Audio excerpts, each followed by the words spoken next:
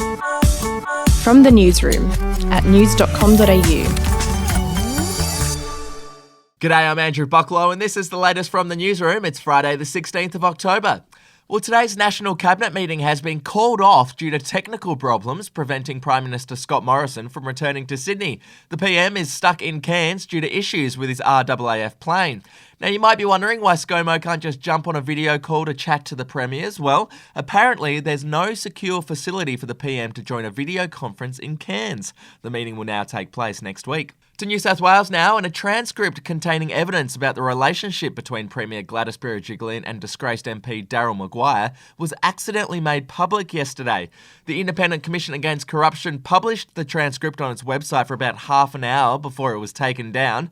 The transcript recorded evidence given by Mr Maguire during a closed session held by the Commission to further examine the nature of his relationship with the Premier. It wasn't made public because it trespasses on matters of considerable personal privacy. To the US now, and Joe Biden's running mate Kamala Harris has been forced off the campaign trail after one of her top staffers tested positive for coronavirus.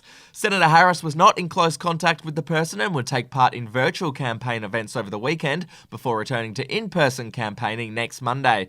And how about this? A Brisbane woman was beside herself after winning Powerball's $40 million jackpot last night.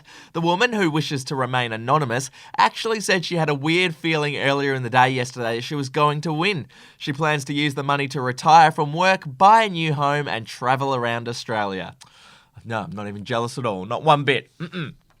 The Queen has made her first public appearance since the beginning of the coronavirus pandemic in March. The 94-year-old visited a science and technology lab in England alongside Prince William, but the Queen raised eyebrows by choosing not to wear a mask. Some royal commentators have criticised the Queen's choice not to mask up, saying it wasn't a smart move.